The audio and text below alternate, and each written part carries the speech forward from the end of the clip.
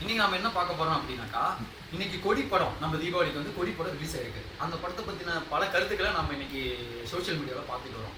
இன்னைக்கு நம்ம மத்தியில் 2 பேர் வந்திருக்காங்க. இவர் வந்து சத்யநாராயணன் கொடி படத்துக்கு ஆதரவு தெரிவிக்கிறாரு.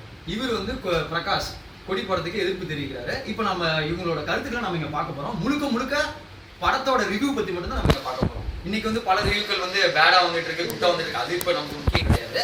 இன்னைக்கு நம்ம மக்கள் அதை பத்தி என்ன பேச போறாங்கிறத இன்னைக்கு நம்ம பார்க்க போறோம். முதல்ல வந்து சத்யா, நீங்க சொல்லுங்க சத்யா. இப்போ வந்து தனுஷ் வந்துட்டு கொடி படத்துல நடிச்சிருக்காரு. அதை பத்தி என்ன பேச விரும்புறீங்க?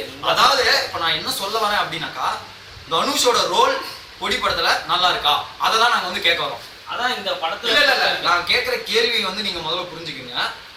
இந்த கொடி படம் மக்கள் மத்தியில நல்ல வரவேற்பை பெற்றிருக்கா, அதை தான் நான் உங்ககிட்ட அந்த விஷயம் அதை தான் நான் உங்ககிட்ட கேட்கிறேன். இல்ல உண்மையிலே இல்ல உண்மையை நான் சொல்லணும்னாக்கா, கொடி படம் நல்ல படம் தான். இன்னைக்கு மக்கள் மத்தியில அதுக்கு 3 ரேட்டிங் கொடுத்துருக்காங்கிறது ஒரு உண்மையான விஷயம்.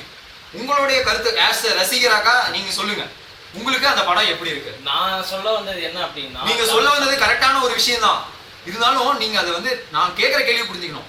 மக்கள் மத்தியில இருந்து பார்க்கும் பொழுது இந்த படத்தோட ரிவ்யூ உங்களுக்கு எப்படி இருக்கு? இந்த படம் மக்கள் எப்படி பாக்குறாங்க அப்படின்னா, தனுஷ் அப்படின்ற ஒரு பெரிய மாமனிதர் வந்து இந்த படத்தை நல்ல கருத்து நீங்க நல்லா சொன்னீங்க. நீங்க சொல்லுங்க பிரகாஷ். இப்போ வந்து நீங்க கொடி படத்தை வந்து எதிர்க்கிறீங்க, எதனால? இப்போ வந்து நீங்க பாருங்க, இந்த மூஞ்ச பாருங்க. இவரு வந்து இந்த படத்துக்கு ஆதரவு தெரிவிக்கிறார். இப்போ நீங்க எதுக்காக நீங்க எதிர்ப்பு தெரிவிக்கிறீங்கிறதுனால தமிழ் படம், அதாவது நீங்க சொல்லுங்க.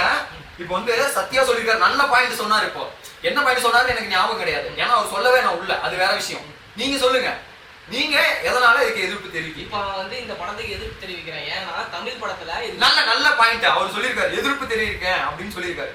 நீங்க சொல்லுங்க, இந்த படத்துக்கு அவர் எதிர்ப்பு தெரிவிக்கிறது நல்ல விஷயமா கெட்ட விஷயமா? உண்மையிலே இது வந்து ஒரு கெட்ட விஷயம் அப்படின்னு சொல்றேன். பாருங்க, கெட்ட விஷயம் சொல்லியிருக்காரு. எதனால சொல்லுங்க? ஏன் அப்படி சொல்றாங்கன்னா, அவங்க வந்து மக்கள் பாயிண்ட் ஆஃப் வியூல பார்க்கல. அவங்க வந்து இண்டிவிஜுவல் தனுஷ் ஃபேன்ஸ் அப்படின்னு பார்க்கும்போது அந்த படம் எல்லாருக்குமே பிடிக்குங்க. தனுஷ் ஃபேன்ஸ் பொறுத்த வரைக்கும் பிடிக்கும். ஓகே. நாம இதோட நம்ம ரிவ்யூ முடிச்சுக்கலாம். நல்லா சொன்னீங்க. சத்யநாராயணன் வந்து படத்துக்கு ஆதரவு தெரிவிக்கிறேன்னாரு, பிரகாஷ் வந்து எதிர்ப்பு தெரிவிச்சிருக்காரு. ரொம்ப நல்ல விஷயம். ஆனா கொடி படத்தோட உண்மையான கருத்து என்ன அப்படின்னாக்கா, யாராலையுமே பார்க்க முடியாத ஒரு அருமையான ஒரு வேணாம் நான் சொல்ல விரும்பல, நீங்க போய் தியேட்டர்ல பாருங்க படத்தை. எப்படி நாங்க எங்களோட பணத்தை வந்து அதுல இன்வெஸ்ட் பண்ணிருக்கோமோ, என்னோட பணத்தைன்னு சொல்ல முடியாது, அது எவனோ ஒருத்தனோட பணம் இருக்கட்டும், நல்ல படம் தான் அப்படின்னு சொல்றதுக்கு எனக்கு வரல. சரி பரவாயில்ல, நீங்க போய் பாருங்க. எங்களுடைய வீடியோ உங்களுக்கு பிடிச்சிருந்தா லைக் பண்ணுங்க, பிடிக்கலன்னா அன்லைக் பண்ணுங்க, இல்லைன்னா பார்க்காதீங்களா. நன்றி, வணக்கம். சப்ஸ்கிரைப்.